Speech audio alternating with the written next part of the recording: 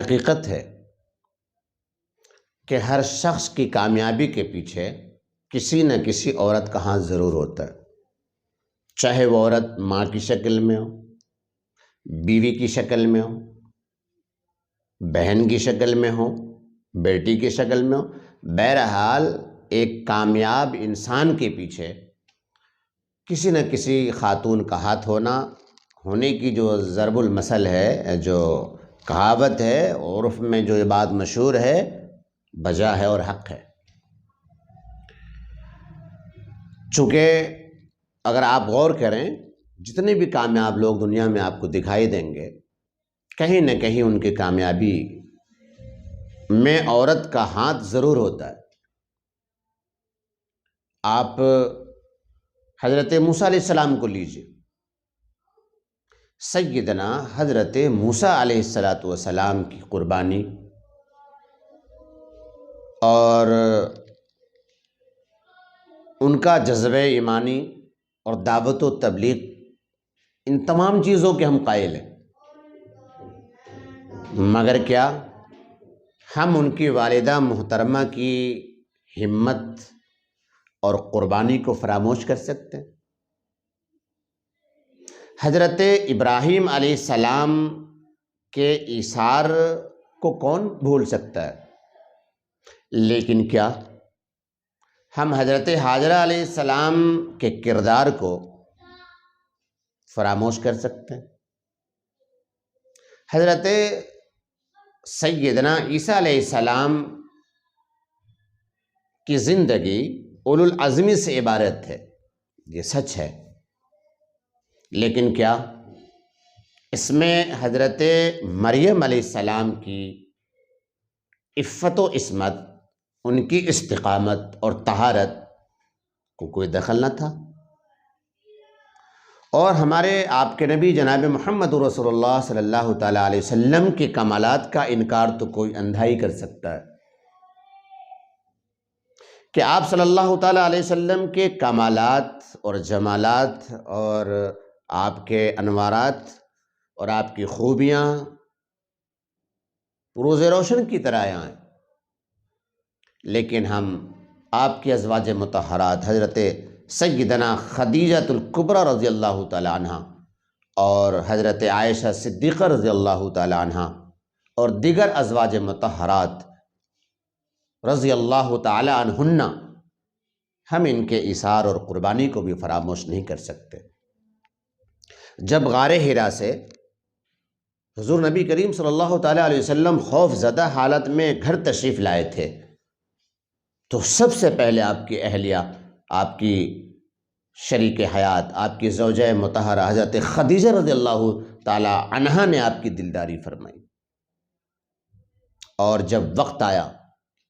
تو سب سے پہلے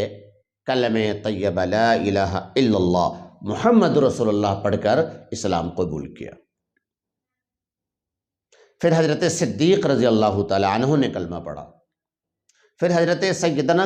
علی کرم اللہ وجہہ ایمان لائے، اور پھر آپ کے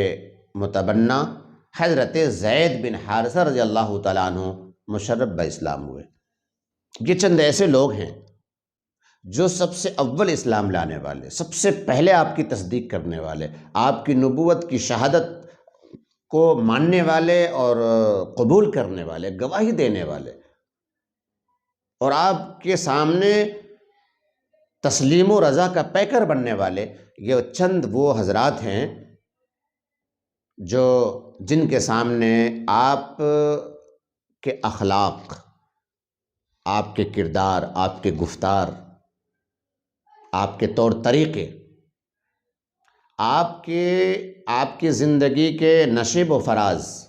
آپ کے داخلی اور خارجی زندگی کے حالات اور کیفیات سے خوب اچھی طرح واقف تھے۔ انہوں نے بارہا آپ کو آزمایا تھا، مشاہدے کیے تھے، اور انہوں نے آپ کو بچپن سے جانا تھا، ہر وقت آپ کے ساتھ رہے تھے۔ ان سے زیادہ اچھا کوئی آپ کو نہیں جان سکتا تھا، آپ کے تمام جاننے والوں میں سب سے اچھا یہ آپ کو جانتے تھے، اور جب آپ نے فرمایا کہ میں اللہ کا نبی اور رسول ہوں، تو سب سے پہلے یہ جو ساتھ رہنے والے یہ چند افراد ہیں جن کے نام آپ نے ابھی سنے، یہ سب سے پہلے اسلام لانے والے اور آپ کو نبی رسول تسلیم کرنے والے لوگ، رضی اللہ تعالی علیہم و رضی اللہ تعالی علیہن۔ میرے بھائیوں، 3 سال تک آپ چھپ چھپا کر دین کی دعوت و تبلیغ کرتے رہے۔ پھر آیت کریمہ نازل ہوئی، فاصدع بما تؤمر وعارض عن المشرکین، کہ اے نبی جن باتوں کا آپ کو حکم دیا گیا ہے اللہ کی طرف سے، اپنے آپ کے رب کی طرف سے جو آپ کو حکم ملا ہے، اب اس حکم کو کھلم کھلا کیجیے۔ یعنی دعوت و تبلیغ کا جو حکم دیا ہے، اس دین کی اشاعت کے لیے جو آپ کو بھیجا گیا ہے، اب آپ کو کھلم کھلا کرنا ہے اور کھلے عام کرنا ہے، اور مشرکوں کی پرواہ قطعی نہیں کرنی، بے پرواہ ہو کر کیجیے،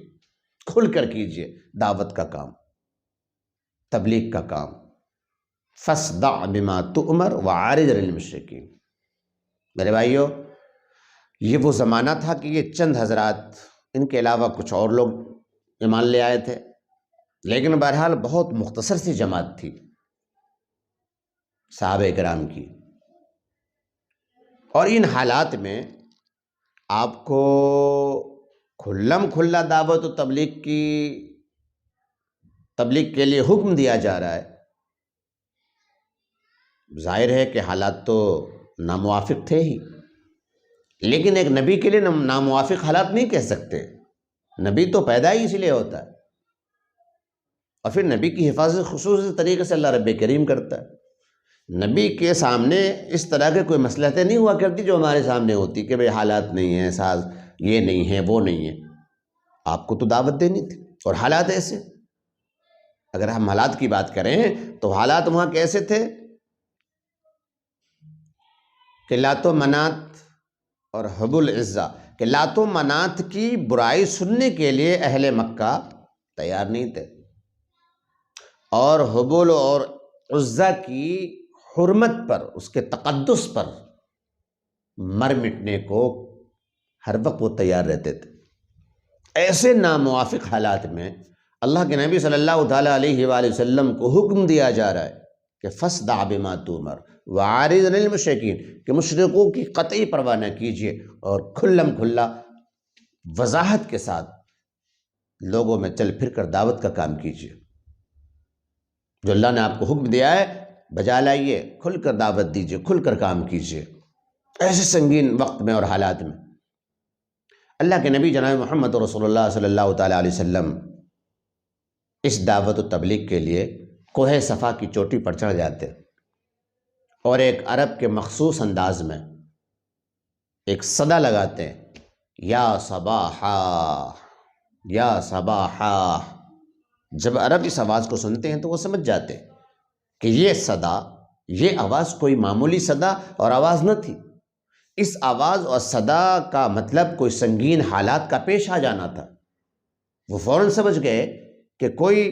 سنگین معاملہ ہے، کوئی مشکل گھڑی ہے۔ عرب قریش سارے کے سارے کوہ صفا کے پاس جمع ہو گئے۔ سرکار دو عالم صلی اللہ تعالی وسلم نے جب دیکھا کہ سب لوگ جمع ہو گئے تو آپ صلی اللہ تعالیٰ علیہ وسلم نے قریش مکہ سے ایک سوال کیا کہ اے لوگوں یہ بتاؤ کہ اگر میں تم سے یہ کہوں کہ اس پہاڑ کے پیچھے ایک لشکر ہے جو تم پر بہت جلد حملہ آور ہونے والا ہے، حملہ کرنے والا ہے، کیا میری بات کا یقین کرو؟ سارے مجمع نے ایک ساتھ آواز دی، ہاں کیوں نہیں، ہم بالکل یقین کریں گے آپ کی بات کا کہ اے محمد ہم نے تو کبھی آپ کو جھوٹ بولتے دیکھا ہی نہیں، بھلا ہم آپ کی بات کا یقین کیوں نہ کریں۔ جب آپ صلی اللہ تعالیٰ علیہ وسلم نے ماحول و حالات دیکھ لیے کہ سب تیار ہیں سننے کو، تو پھر آپ صلی اللہ تعالیٰ علیہ وآلہ وسلم نے فرمایا کہ اے لوگو، میں اللہ کا نبی اور رسول ہوں، اللہ تعالیٰ کا بھیجا ہوا نبی اور رسول ہوں، تمہاری طرف اللہ نے مجھے نبی اور رسول بنا کر کے بھیجا ہے۔ اور میرے بھائیوں، آپ صلی اللہ تعالیٰ علیہ وسلم کا دعوت و تبلیغ پیش کرنے کا ایک شاندار اور حکیمانہ انداز تو دیکھیے کہ اللہ کے نبی صلی اللہ تعالیٰ علیہ وسلم نے اس دعوت و تبلیغ کو پہنچانے کے لیے کیا شاندار حکمت اختیار فرمائی کہ آپ صلی اللہ علیہ وسلم کوہ صفا کی چوٹی پر چڑھ گئے۔ آپ صلی اللہ علیہ وسلم کوہ صفا کی چوٹی پر تھے اور قریش کوہ صفا کے دامن میں۔ آپ ایسی جگہ تشریف فرما تھے گویا کہ آپ وہاں سے پیچھے اور دیگر طرف دیکھ سکتے تھے۔ قریش نیچے تھے، وہ کہیں نہیں دیکھ سکتے تھے، گویا کہ یہ سمجھا دیا کہ میں نبوت کی اس بلندی پر فائز ہوں کہ جو کچھ میں دیکھ سکتا ہوں وہ تم نہیں دیکھ سکتے۔ مجھ پر وحی آتی ہے، تم وحی سے محروم ہو، میری نظر حقائق، غیبی حقائق پر ہے اور تمہاری نظر محسوسات تک محدود ہے۔ تو آپ صلی اللہ تعالی وسلم نے بڑی حکمت کے ساتھ حکیمانہ انداز میں نبوت اور نبوت کی ذمہ داری کو سمجھانے کے لیے ایک بہت اونچی جگہ کا انتخاب فرمایا۔ اور پھر آپ صلی اللہ تعالی وسلم نے فرمایا کہ اے لوگو، تم اس پہاڑ کے دامن میں چھپی ہوئی مصیبت اور عذاب سے ڈرتے ہو، تو پھر اس عذاب سے کیوں نہیں ڈرتے جو تمام عذاب میں سب سے زیادہ خطرناک اور ہولناک عذاب ہے۔ قریش پر سناٹا چھا گیا،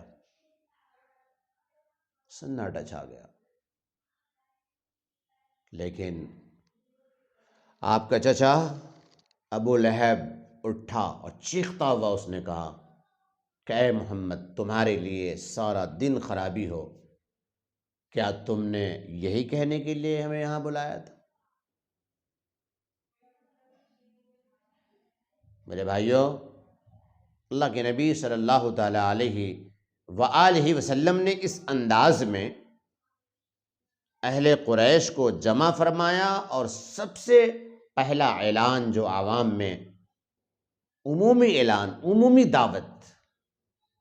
جو آپ صلی اللہ علیہ وسلم نے دی ہے، فاصدع بما تؤمر وأعرض عن المشرکین کے نازل ہونے کے بعد، یعنی نبوت کے تیسرے سال، 3 سال بعد، آپ صلی اللہ تعالیٰ علیہ وسلم نے کوہ صفا سے آواز لگائی، صدا لگائی اور نبوت اور رسالت کا آپ صلی اللہ علیہ وسلم نے اعلان فرمایا۔